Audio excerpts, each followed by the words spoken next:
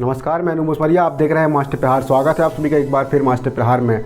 पिछले महीने की 18 तारीख को कश्मीर में एक एनकाउंटर हुआ था और इस एनकाउंटर में कथित 3 आतंकवादी मारे गए थे और अब इस एनकाउंटर पर विवाद खड़ा हो गया है। अब 21 दिन बाद 3 परिवारों ने दावा किया है कि एनकाउंटर में मारे जाने वाले लड़के आतंकवादी नहीं थे, वो सिर्फ मजदूरी करने के लिए दूसरे शहर गए थे। लेकिन सेना का कहना है कि ये एनकाउंटर बिल्कुल सही है और जांच चल रही है। आगे हम आपको एक रिपोर्ट दिखाने जा रहे हैं। फिलहाल हम इस एनकाउंटर के फेक होने और सही होने की पुष्टि नहीं करते, हम सिर्फ आपको तथ्य दिखाने जा रहे हैं। हम इस मामले की सिर्फ क्रोनोलॉजी समझाने जा रहे हैं। आइए देखते हैं इस रिपोर्ट को। पिछले महीने की 18 तारीख को सेना ने कश्मीर के शोपियों में जिन 3 आतंकवादियों का एनकाउंटर किया था वो राजौरी के रहने वाले मजदूर थे। पुलिस के मुताबिक इस ऑपरेशन का पहला इनपुट सेना को मिला था और सेना ने यह एनकाउंटर शुरू किया था, जबकि सेना का कहना है कि ये एनकाउंटर फेक नहीं था और इसकी जांच चल रही है।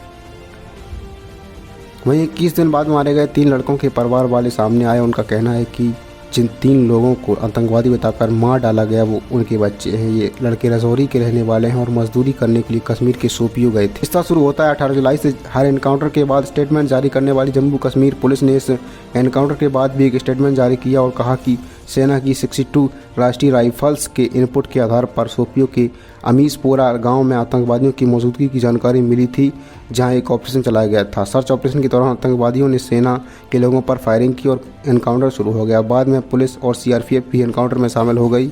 मुठभेड़ में 3 आतंकवादी मारे गए, जिनकी पहचान नहीं हो सकी है। एनकाउंटर वाली जगह से हथियार और गोला बारूद बरामद हुए हैं, ऐसा कहना है पुलिस का। जम्मू कश्मीर पुलिस ने अपने स्टेटमेंट में कहा था कि मेडिकल जांच के बाद उन तीनों को बारामूला में दफन कर दिया जाएगा। यदि कोई परिवार शव की मांग करता है तो शव दफन करते वक्त वो मौजूद रह सकता है। हर एनकाउंटर के बाद बाकायदा प्रेस कॉन्फ्रेंस करने वाले कश्मीर के आईजी विजय कुमार ने इस एनकाउंटर के बाद कोई बयान नहीं दिया। हालांकि सेना ने इसके अगले दिन एक पीसी बुलाई थी। ये कहते हैं कि आतंकवादियों के पास से हथियार मिले हैं। कश्मीर की 15 कोर के commander lieutenant general BS Raju ने तो ये तक कहा कि ये असल एनकाउंटर है और कुछ परिवार आतंकियों का शव मांगने सामने भी आए हैं।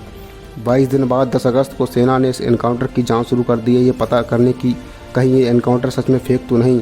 वहीं उन 3 लड़कों के परिवार ने बाकायदा तस्वीरें जारी की हैं। परिवार ने जो तस्वीरें जारी की हैं उनमें ये तीनों लड़के एनकाउंटर में मारे गए आतंकियों से काफ़ी मिल रहे हैं। सेना के मुताबिक उन्हें 18 जुलाई के शोपियों एनकाउंटर से जुड़े सोशल मीडिया इनपुट मिले।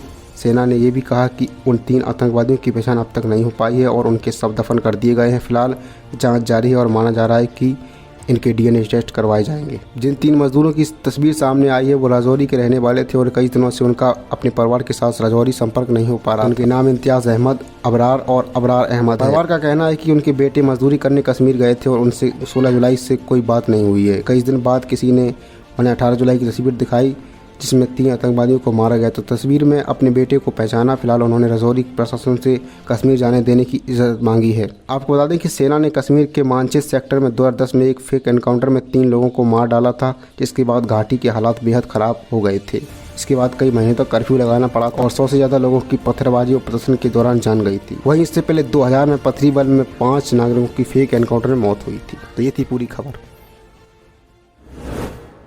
तो आपने अभी ये रिपोर्ट देखी। टीवी भारत इस कथित एनकाउंटर की पुष्टि नहीं करता। फिलहाल जांच जारी है। उम्मीद है कि जांच सही हो। मास्टर प्रहार में आज के लिए बस इतना ही। कल फिर मुलाकात होगी कुछ नए मुद्दों के साथ। सोमवार से शुक्रवार देखना न भूलें। मास्टर प्रहार शाम 7 बजे टीवी भारत पर। अगर आप इस वीडियो को फेसबुक पर देख रहे हैं तो हमारे पेज को लाइक करिएगा। अगर आप वीडियो को यूट्यूब पर देख रहे हैं तो हमारे चैनल को सब्सक्राइब कीजिएगा। और अभी मैं आपको छोड़ जाता हूँ एक शुभ विचार के साथ। धन्यवाद।